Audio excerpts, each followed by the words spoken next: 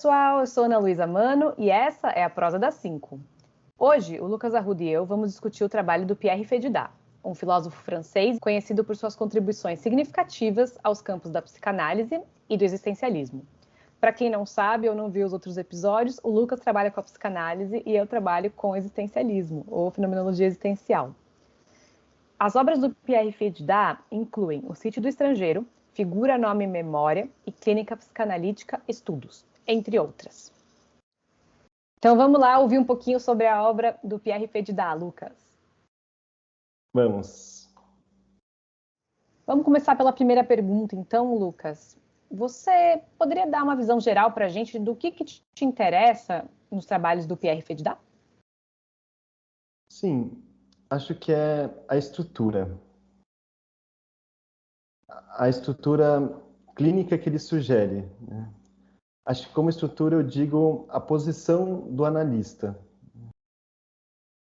Para mim, também quando eu estava começando a clinicar, e depois de um tempo também, a leitura do Fédidat, que eu revisitei algumas vezes, né? Ela foi muito importante para podendo me situar num lugar, que é esse lugar tão específico do analista, né? Porque acho que o Fédidat ele traz isso, o analista em trabalho, ele fala da vida psíquica do analista, né? Isso eu acho que é interessante entrar nisso, sabe? Então acho que isso dá uma situada, você dá uma centralizada assim no seu papel e na sua função. Que legal, que interessante, fiquei bem curiosa para escutar mais.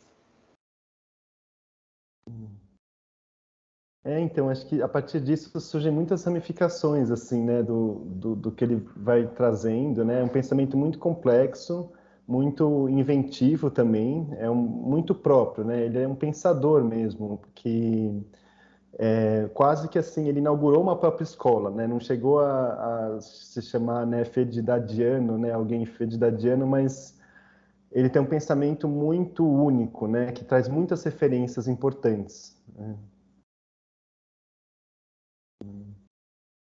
Eu acho que com isso eu já vou entrar na segunda pergunta, então, que é justamente como, na sua opinião, a filosofia e as teorias psicológicas do Pierre Fédidat contribuíram para o desenvolvimento da psicanálise e do existencialismo.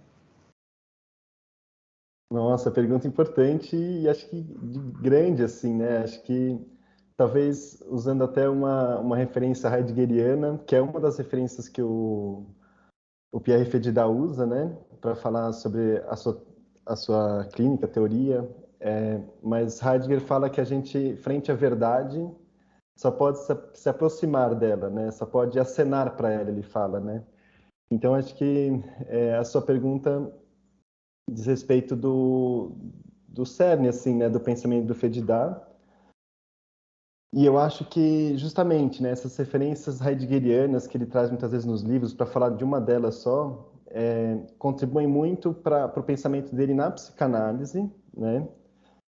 E o pensamento psicanalítico dele, se você olhar para outro viés, também ilumina bastante das referências da fenomenologia, da psicologia existencial, né?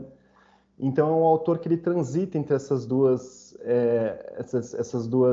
dois elementos, né, da teoria, né? Então acho que a sua pergunta fala de como essas contribuições estão presentes na obra dele, né? Não sei se você consegue repetir a pergunta de novo para Era meio isso, na verdade, como que as teorias e a filosofia dele contribuíram tanto para a psicanálise quanto para o existencialismo, né? Porque ele pensou um pouco nos dois âmbitos. Vou dar um exemplo, assim, por exemplo, né? Quando ele fala aquele livro que você citou no início, né, que ele escreveu, que está traduzido para o português, O Sítio do Estrangeiro, né? O Sítio do Estrangeiro é justamente essa posição do analista em que ele tem um tempo para escutar o paciente, que é um tempo de não uma resposta imediata, como uma conversa no bar, como uma conversa entre amigos, né? É um outro tempo. Então, a fala do paciente cai num lugar que o analista não responde imediatamente. E por não responder imediatamente, não quer dizer que é um silêncio duro, né? Um silêncio em que ele pensa, eu não posso falar de jeito nenhum, né? Não é assim um comportamento que ele aprende e tem que replicar, sabe? Mas o silêncio é justamente essa reserva que o analista tem para não tentar achar um sentido tão rápido para o que ele ouve, né? Uma resposta nesse sentido, né? De não encaixar logo o que ele ouviu. E esse tempo faz com que se crie um espaço de linguagem, ou seja, um espaço de criatividade, digamos assim, do próprio analista, né? Em que ele vai ligar sentidos, pensar coisas, sugestionar coisas para ele, né? Vai ter insights, né? Que dizem, né? A gente tem dois ouvidos e um é aquele que a gente ouve de fato o que a pessoa está falando e o outro é um ouvido meio louco, assim, que tem insights e lembra de coisas e associa com outras coisas, né? Então acho que ele fala desse movimento assim um pouco, né? Então o sítio de estrangeiro para o Pierre Fedida seria um espaço, né? Um sítio, né? Um lugar, uma posição, né? Tópica assim mesmo da situação analítica em que tem esse espaço do tempo, né? Ou seja, da linguagem acontecer. Só que esse sítio do estrangeiro não é nem um lugar reservado, não é nem o terapeuta ou analista, nem, sei lá, o paciente que detém esse sítio, né? Mas é uma coisa que acontece na dupla, né? É uma coisa que não é nem do analista nem do paciente, mas é uma construção, né? Mas agora, assim, esse nome estrangeiro, sítio do estrangeiro, ele puxa de um estrangeiro como Heidegger o concebe, né? E aí, enquanto ele está falando de uma coisa muito técnica da psicanálise, ele ilustra esse conceito heideggeriano tão rico, que é essa questão do estrangeiro como o que é impessoal, né? Ou seja, o que não tem uma resposta imediata para tudo, que é a gente, né? No mais do cotidiano, a gente tem resposta para tudo, né? A gente vai, conversa com todo mundo, na padaria, nos lugares, a gente tem todas as interações já um pouco num plano, já um pouco pré-estabelecido, né?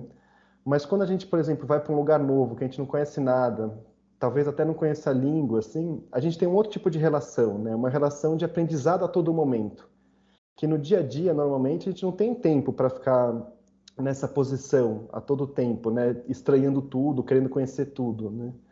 Então, o Heidegger, eu estou tentando falar desse conceito, mas é tão amplo, né, do estrangeiro, né, pegando dessa filosofia heideggeriana, mas só dando de novo, né, uma vizinhada, uma acenada para isso, assim. Então, assim, tem uma frase que eu gosto bastante do Heidegger mesmo, que ele fala assim, eu não vou saber dizer exatamente a frase, mas ele fala uma coisa que a gente tem que ser estrangeiro daquilo que vem como próprio e também não só daquilo que é desconhecido, né?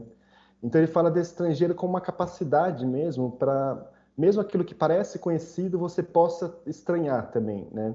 O Heidegger ele é bem radical, né? Mas acho que assim na terapia, no enquadro, né, da situação analítica, isso faz um sentido, né? No sentido de, assim, nem tudo é tão familiar, né? Então pode ter um estranhamento, um estrangeiro nesse sentido, né? Então o terapeuta é um estrangeiro em relação à dupla analítica, o que acontece, o que o paciente fala, né? Aos sentimentos do próprio analista, ele pode ser um estrangeiro de si mesmo. Aí tem umas questões muito ricas para se conversar a respeito disso, né? Quanto mais você fala, mais interessante fica. E eu penso realmente na relação terapêutica, analítica, como isso se encaixa.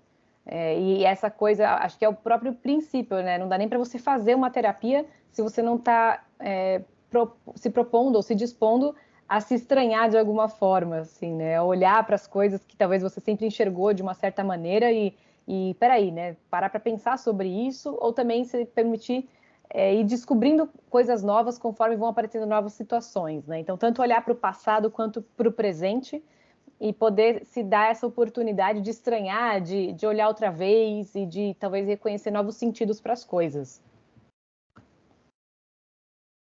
Isso também entra num tema que o Fedida fala também da contratransferência, né? O que o analista vai sentindo do paciente. E, e ele fala que às vezes ele sente algo da ordem do sinistro. Ele coloca numa das conferências dele, né? Então, que o analista ele sente algo do sinistro vindo do paciente, né? E que se ele tentar dar uma resposta rápida, né, essa coisa do comum, né, do imediato, ele não consegue decantar aquilo, né?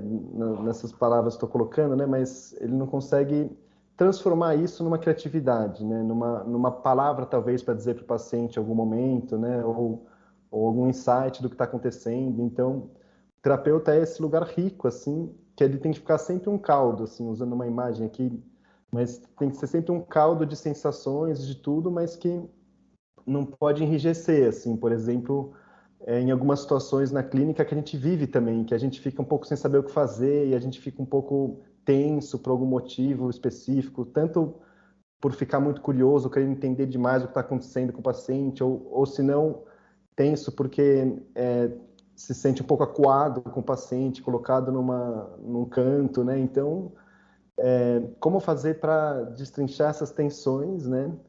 E recuperar esse estado de estrangeiro, né? De poder ter uma justa medida de olhar o que você sente e o que você pode, então, processar a partir disso, né?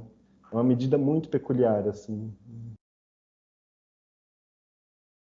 E uma frase que eu achei muito legal é essa de ouvir com um ouvido que compreende ali a situação, responde, e de ouvir com o ouvido louco, assim, né? Esse ouvido que tem várias interpretações, vai lembrando de coisas, o ouvido que associa, né, com outras coisas. E aí você fala dessa volta, quando a pessoa está ali na análise, e o analista está ali, e aí ele escuta e consegue pensar tudo isso, sentir tudo isso que a pessoa está trazendo e responder alguma coisa, né, no meio de tudo isso. E é um trabalho que não é simples, é bem elaborado, na verdade. E ele fala de uma coisa interessante também, porque o analista ele tem um tempo ele fala assim, né, o tempo da escuta e o tempo da fala, né? Como transforma tudo isso em fala, né?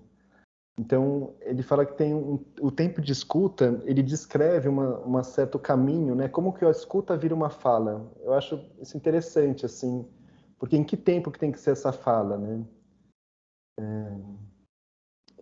Então, assim, ele descreve algumas etapas, né? Que primeiro a fala vem do paciente, vem em imagens. Então, você vai formando imagens que ele vai chamando de desenhos, né? Ele chama isso de desenho. Então, tem um desenho da fala, né? Que vai se formando. Esse desenho tem cores, tem texturas, tem sensações. É um desenho muito rico, como um quadro do pintor do Cézanne, né? Como o Fedidá coloca no texto dele, que não é a cor que é uma representação só da cor de uma maçã, que é vermelha, mas a própria cor, a textura e as sensações que a cor traz é o próprio fenômeno, né? É a própria maçã ali aparente, né? Na pintura. Então, o desenho do paciente também não é uma representação que ele fala, né? Também diz respeito a coisas muito profundas e de muitas camadas, né? Como uma cebola, né? As camadas da cebola e tal. Então, o analista vai vendo essas imagens, esses desenhos, e tem um tempo para isso ficar nele, esses desenhos, né? É o tempo da escuta. O tempo da escuta também é o tempo de formar figuras a partir dos desenhos que ele vai colocando, né? Então, figuras já quer chamar um nome, né? Isso tem cara do quê, né? Isso, que nome tem isso? Já tem uma pergunta na figura, né? E depois só tem a palavra da interpretação ou, né, da construção, que também é um outro tema, essas duas formas de fala, né? Mas quando você fala, já está no campo da inscrição, já está no campo da marca, assim, né? De como você faz uma mudança, uma mudança sempre constante, né? Mas uma mudança no psiquismo mesmo, né? Uma mudança na forma ali do inconsciente, digamos. Não sei se dá para falar dessa forma, mas assim, mudança nessa forma que sempre vai ter uma forma, mas sempre vai ter outra forma, né? Então, essas mudanças psíquicas, né? Um pouco esses trânsitos psíquicos, né? Que a fala do analista pode catalisar. Que essa é a tarefa do analista no final, né? Freud falava isso, né? A tarefa do analista é diferente da tarefa do paciente, né? Ele fala num texto da técnica, né? Que a tarefa do paciente é rememorar o que está faltando na memória dele, através do discurso da associação livre. O terapeuta, em outro lado, ele tem a tarefa não de rememorar algo, porque ele não esqueceu de nada naquele discurso sendo falado, mas ele tem a tarefa de pensar o que está, de ajudar ele a remontar os pedaços dessa memória, né? Através da interpretação. Então, essa é a situação analítica, né? Então, Pierre Fedidal tem um zelo, assim, para falar do tempo da escuta, do tempo do silêncio, para não ficar com medo do silêncio, né? O silêncio, ele é um silêncio que não é um constrangimento, né, pela fala do paciente, né? Você não está constrangido, você não está ou não está enrijecido pensando que você tem que ficar em silêncio, né? Mas é um silêncio que entende que tem o tempo para as coisas acontecerem. Isso eu acho, assim, praticamente a principal coisa que eu me ligo ao Fedidá, sabe? Esse zelo que ele tem com o tempo das coisas, sabe? De alguma forma falando, né? E aí já entra na questão 3. Na verdade, já meio que estamos na questão 3, mas eu ia pedir para você conversar um pouco mais sobre esse silêncio, né? Porque você tinha mencionado para mim, quando a gente pensou na ideia de gravar esse episódio, sobre a questão do silêncio. E aí a pergunta 3 seria: a gente pode discutir aqui algumas das obras e ideias-chave do Pierre Fedidá que tiveram maior impacto nos campos da filosofia e psicologia? E eu acho que você já está trazendo aqui, né, nos últimos minutos um pouco sobre isso, mas acho que o silêncio é uma das coisas, como você falou, que pega para você, né, que você acha muito importante. Então eu queria ouvir um pouquinho sobre isso também. Conta para gente.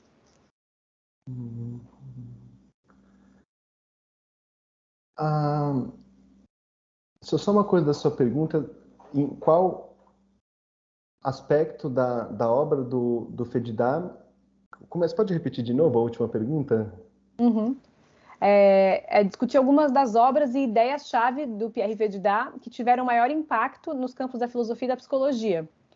Então, no sentido, é meio parecido com a pergunta anterior, né, nesse sentido, só que agora é obras e ideias-chave, né? Antes era uma coisa mais assim, filosofias e teorias, e agora a ideia é, como você estava falando, o sentido estrangeiro, aí você falou algumas coisas aqui que me deram a entender que você estava falando do figura, nome e memória. Então, eu fiquei pensando, dentro dessas obras, como você estava contando, o que te chamou a atenção, né, e como você acha que isso impactou? Assim, então, você está dizendo como é que isso impacta na clínica, por exemplo, numa situação de análise. Então, é meio que continuar o que a gente já está falando, de certa forma, né?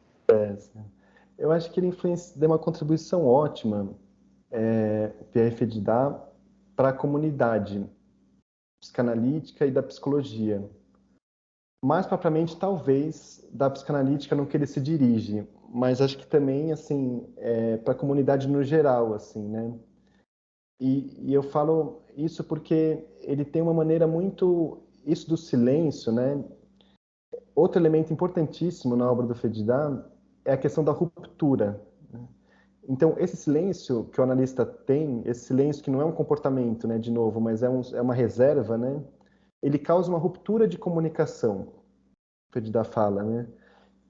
Acho que isso, assim, dá muito pano para manga para falar sobre isso, assim, mas eu acho que, pensando na comunidade, eu acho que ele também atua, ele, entre os demais, entre o social, o círculo social psicanalítico, que também tem expansões para o mundo, enfim, acho que assim é uma certa bolha assim no sentido de uma esfera, mas que também tem interrelações, né, com a sua posição social e tudo, sua posição frente ao social, né? E eu acho que ele também tem uma reserva nessa presença dele, pelo que eu intuo. Eu não sei como é que era a vida dele, os lugares que ele participava exatamente todos, né, como foi, mas ele fala desse silêncio, então por exemplo, uma exposição clínica, né? Ele acredita que o exemplo clínico, eu acho isso muito inovador, assim, pensar isso, assim, sabe? Como que um analista pode se mostrar no seu trabalho, sabe? Eu acho isso muito interessante, assim, como que ele pode dar testemunho do seu trabalho, né? Então ele fala que o analista ele não acredita em exemplos clínicos. Ele não acredita em cases de sucesso, ou pessoas que falam do fracasso, ou pessoas que. Porque são sempre alguma forma de comunicação muito horizontal, muito comum, no sentido do impessoal, um tanto, que não. Né, só mostrar o sucesso de um caso, mas ele deu testemunho do que era cada sessão, do que é a psicanálise atuando, sabe? Então ele problematiza essas coisas, né? Então ele fala de uma maneira de você colocar a partir de uma frase principal, que ele vai descrevendo um tanto que tipo de frase é essa, mas não sei se dá para entrar aqui agora. Mas aí, a partir disso, você vai associando em busca dessa inscrição. De novo, assim como no paciente, com o paciente você tenta buscar uma inscrição na fala, no texto também é esse eterno tentativa de inscrição, né? É tentativa e sucesso de inscrição, né? Só que sempre é mutável esse esforço, né? Então, ele tem uma coisa muito de não guardar reservas do seu silêncio mesmo, até em exposições, pelo que eu ouvi falar, né, em exposições verbais, assim, para plateias, ele não teme um silêncio próprio dele. Em as previsões que ele dava, ele se mantinha muitas vezes num silêncio, assim, mas muito propiciador, um silêncio muito interessante, sabe? Então ele não tem pressa para, né? Acho que muitas pessoas vivem esses elementos do silêncio, né? Mas acho que no Fedidá também ele expressava muito isso. Então, pensando que essa inventividade, essa maneira tão autônoma de pensar, que isso é uma autonomia de pensamento, né? É a vida psíquica do analista, né? Que ele chama, né? É quase que beirando a vida pessoal do analista também, essa vida psíquica tão que ele preza tanto, né? Então, acho que mais do que a própria teoria, né, que ele articula tão bem, né, esses elementos, né, mas ele, quando ele entra nesse ponto, assim, do analista em trabalho, né, que eu falei no começo, do analista que vive psiquicamente, é um pensamento do psicanalista sempre vivo, né, que ele sugere. Então, acho que o que ele mais contribui para a sociedade dos psis e tudo, acho que é essa inventividade, sabe, essa coisa muito rica nele, assim, né. Eu fiz um caminho longo, assim, mas para chegar aí, assim, que acho que é essa questão, assim. Ah, mas achei super interessante, assim, nem achei longo, né? Achei que foi fluindo mesmo, deu para levar as ideias por um lugar de entender um pouco realmente como que ele pensava, né, nesse sentido. E aí acho que a gente já pode emendar a pergunta 4 também, porque tá tudo meio que relacionado, né? E é engraçado porque eu vou perguntando e aí você vai respondendo meio que a próxima pergunta já, né? A próxima pergunta tinha a ver com isso, né? Como que o trabalho dele e as ideias dele podem ser aplicadas às questões contemporâneas e os desafios enfrentados pela sociedade hoje.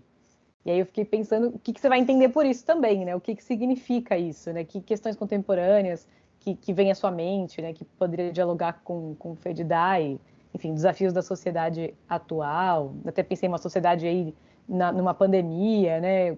Muita coisa online, não sei, né? O que você pensou quando você escutou também, outras coisas. Então, só brincando com o que você falou, né, de eu respondendo sempre a próxima pergunta, acho que isso poderia ser, né, uma sintonia, e né? Acho legal. E eu também devo dizer que a gente não pode cair numa ilusão, que é uma ilusão, né? De que a gente, de fato, está sintônico no sentido de anular as diferenças, as incertezas, né? De uma situação, né? E acho que é isso que o FEDIDA talvez possa, na minha visão, contribuir para mostrar nos dias de hoje, né? Essa questão da alteridade. Porque, às vezes, tem uma crença de que tem uma completude, uma ilusão de completude entre as pessoas, né? Então, por exemplo, nos relacionamentos, né? Então, uma pessoa completa a outra e vice-versa, né? Que nem aquela música,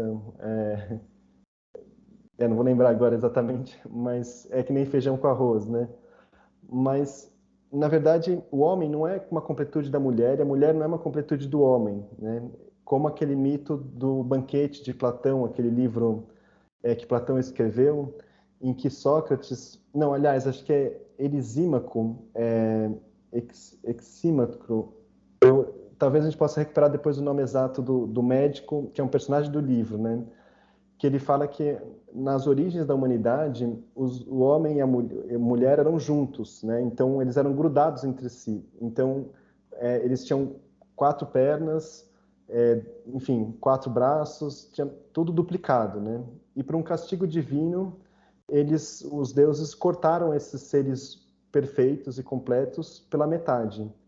Então eles passaram a vida deles e até os dias de então procurando a outra metade deles. Isso seria uma exaltação do amor, né? Então, o amor como anulação da diferença e busca da completude, né? Então, assim, Fedidar, ele fala contra isso, né? Então, ele, até assim, a teoria do Freud, que fala, por exemplo, da castração, né? Da teoria da castração e da diferença sexual entre o homem e a mulher. Freud, ele fala da questão da inveja do pênis, que é uma coisa já ultrapassada hoje. Ele fala de várias questões que muito problemáticas, mas que algumas problemáticas e outras que dão para articular pensamentos. Mas a questão é que Freud fez uma teoria diferente do homem para a mulher, né? Então, Freud colocou, né, a mulher não nasce mulher, ela torna-se mulher. Essa frase, que é muitas vezes confundida com uma frase que a Simone de Beauvoir fala, né, dessa frase, mas essa frase é Freud que falou, né? A mulher torna-se mulher. O homem torna-se homem também, né? Então, assim, tem um caminho que é totalmente diferente, pela diferença sexual, Freud fala, do homem e da mulher, por causa, no caso de Freud, do pênis, né? Mas essa diferença não é só entre homem e mulher, mas talvez essa diferença fundamental seja de um ser humano para outro, né? Então, assim, como que chamar também essa pergunta, agora recuperando, né, do estrangeiro, para você se perguntar de novo sobre as coisas que parecem sempre tão familiares, né? Que parecem sempre tão completas ou sempre tão encaixadas, né? Na nossa vida cotidiana. Então, como se perguntar sobre essas coisas? Para isso, recuperando de novo, o pensamento vivo, né? O pensamento, a vida psíquica, né? De novo, precisa estar acordada, né? Então, acho que ele não fala, Fedidar não fala sobre fenômenos sociais diretamente, da atualidade. Bom, ele até já faleceu, né? Faz uma década agora, por volta de uma década, mas ele dá muito instrumento para a gente pensar essa vida social, né? Que não é uma vida massificada, que todo mundo está igual frente a um líder, que todo mundo repete o que o líder fala e vai fazendo coisas irracionais, assim, né? Usando um pouco do Freud, que ele puxa também para falar sobre as massas, né? Então ele fala que essa massa até existe em dois, assim. Não precisa de uma massa, os membros de uma facção determinada ou membros do exército nazistas, sei lá. Não estou falando necessariamente disso, assim. Mas duas pessoas também podem estar numa massa. Ou seja, quando elas não se perguntam o que tem da diferença, da alteridade, né? Do estranhamento de uma para outra, né? Então, acho que isso que também é a possibilidade poética, né, do herói, né, que também Freud fala do herói, mas é uma possibilidade de criação de um novo, né? Então, acho que isso é um ensejo aí para pensar esse novo social, a alteridade, né? Pelo menos eu penso por aí, assim.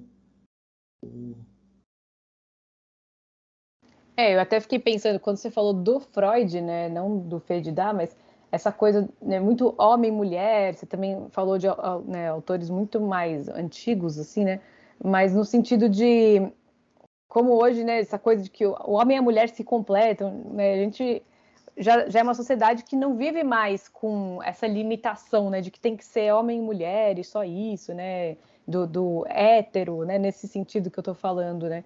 Então, como a sociedade já caminhou, já evoluiu, né, para outras coisas, fico pensando, o Ferdinand, que não é um autor que morreu há tanto tempo, né, como que ele viveu com a modernidade, né, estava vivo, né, depois dos anos 2000, né, e tudo isso, a diferença dele para um Freud, por exemplo, né, que morreu muito antes, né, então de acompanhar e a evolução, né, do que a sociedade foi reconhecendo como legítimo, né, e ainda tem muito a reconhecer, né, muito caminho ainda para ser seguido aí, mas de como realmente acho que essa questão de compreender, para mim, ainda volta a questão do sítio do estrangeiro, assim, né, de você se colocar ali de uma forma disposta a olhar para o que está acontecendo, meio que estranhando, né, tudo, para poder se deixar perguntar e se deixar entrar realmente no tema, né, e a partir disso poder elaborar alguma coisa, e não já chegar com um pré-conceito, né, do que as coisas são, como as coisas devem ser,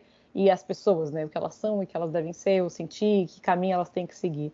Então, nesse sentido, quando você falou, né, daquele conceito de homem e mulher juntos, né? 4 pernas, 4 braços, e seria tipo a criatura perfeita, alguma coisa nesse sentido.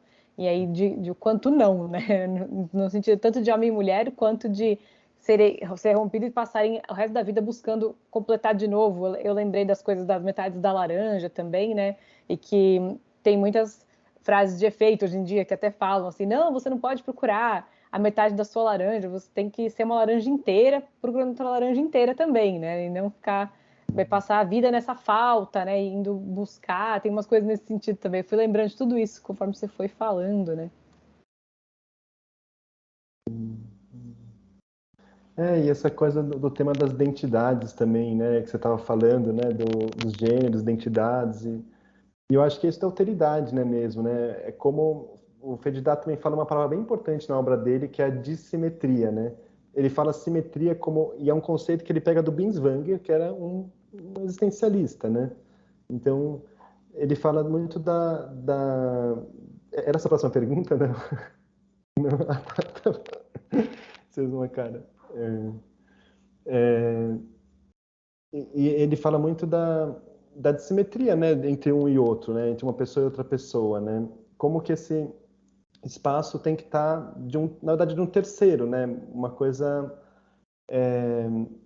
que não dá para uma completude perfeita, né, tem o tempo, as coisas, o mundo, né, e eu acho que essa tema de identidade de gênero talvez até possa fazer um episódio só disso, assim, talvez, porque fala sobre essas transições, né, essas formas de assimetria de si mesmo também, o que representa esse ser dividido freudiano e o que representa uma identidade, você se colocar como uma identidade fixa, que também é tão importante, né? Então, assim, acho que tem muito coisa para pensar nesse abismo de nós mesmos, para usar uma palavra bem, e dos outros, né, também, como se colocar, como se perceber, né?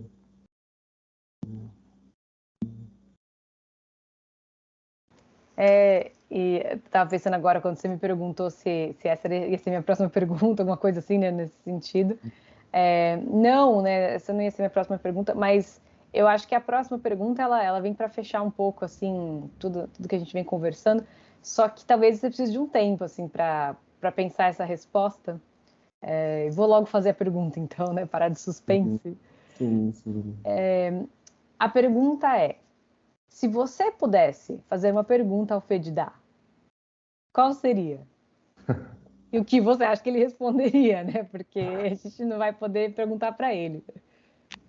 Nossa, me veio uma pergunta imediatamente, assim, veio a pergunta, me dá as previsão? Oh, Mas acho que ele já me dá, né, essa previsão. Eu acho que eu acho que ele falaria assim, tá? Só porque porque acho que ele seria aberto assim nesse sentido, sabe? De trocas, né? Acho que ele, sei, imagina, né? Sei lá. Mas eu fico pensando, me veio uma coisa também agora que o Fedidá, eu falo dele assim, mas eu sinto também um sentimento compartilhando assim, quase que eu vou fazendo o meu próprio Fedidá, sabe? Porque eu leio tanto, eu escrevo pensando nele, às vezes algumas referências, mas já começa a virar uma coisa que é um meu pensamento, né? E acho que esse é o objetivo mesmo, né? De como ele vai podendo inspirar essas colocações, essas posições, né? Como analista. Então acho que é uma leitura bem fundamental, assim, se fosse falar alguma coisa por último, assim, também, acho que uma leitura que eu recomendo, sabe? Acho que é uma coisa que tem que passar por ele, alguma coisa aí, sabe? Puxando bastante a sardinha para ele, mas acho que sim. não concordo. Tanto que a gente fazer um episódio dedicado aqui, né, a ele, fala muito sobre a importância do trabalho dele para a sociedade e para a clínica e para nós também, né, como pessoas que atendem os pacientes, né? Eu acho que a gente na clínica, como você falou agora no final, achei brilhante, assim, né? Que a gente tem que ir construindo a nossa própria forma de ser clínico. E aí a gente vai emprestando referências dos principais autores, supervisores, professores, colegas, pessoas que vão passando pela nossa vida, que a gente admira, que a gente acha que faz algum sentido aquilo que eles vão trazendo e vai incorporando na nossa prática. Então a gente acaba criando a nossa própria filosofia de prática, ou como quiser chamar, né? Nesse sentido também, né?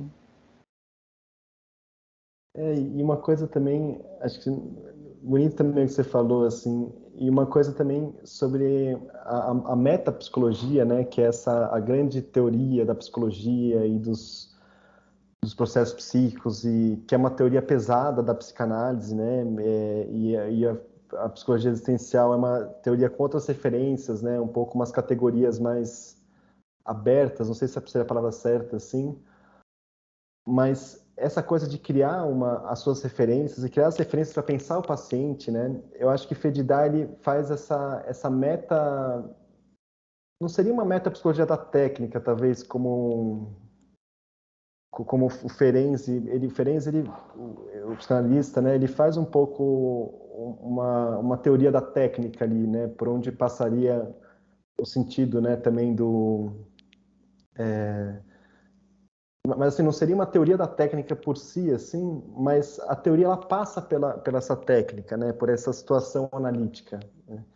Então, quando ele fala de silêncio, né, ele está falando de teoria, porque ele está falando de como que você ouve o quê? Você ouve que tempo do sujeito? Você ouve o atual ou você ouve o inatual, né?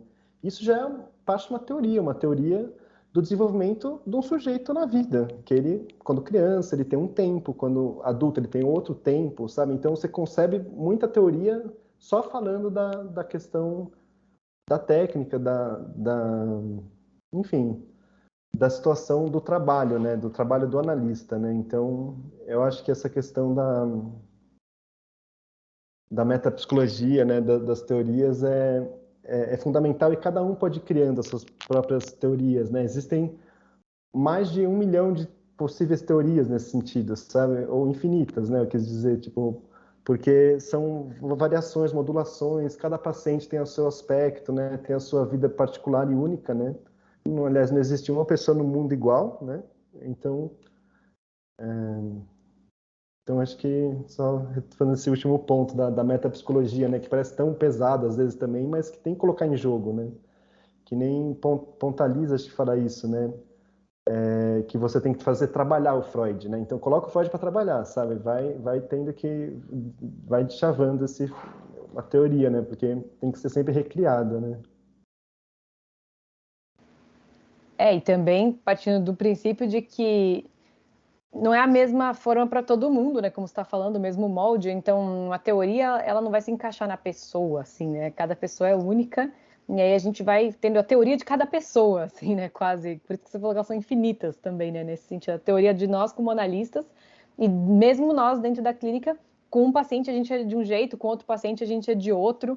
E vai mudando conforme o que a situação vai trazendo também, as sensações, o impacto que aquilo traz na gente, que é um pouco também do que você disse, né, que o Fedidar vai ensinando você a fazer essa leitura de si mesmo diante da outra pessoa e que reações isso está provocando em você, como isso te desperta coisas, e aí como é que você vai responder, falar alguma coisa que seja de alguma utilidade reflexiva realmente para o paciente que está ali com você, né? Uhum. Sim, sim. Então vamos ficando por aqui hoje. Obrigada para quem nos acompanhou nesse episódio sobre o Pierre Fedidar. Espero que a discussão tenha sido interessante para quem escutou e que vocês tenham achado que foi informativa e provocativa também. Obrigado pelas perguntas, Ana. Obrigada, Lucas. Ficamos então até o próximo episódio aqui, nos despedindo de vocês. Tchau, tchau. Tchau.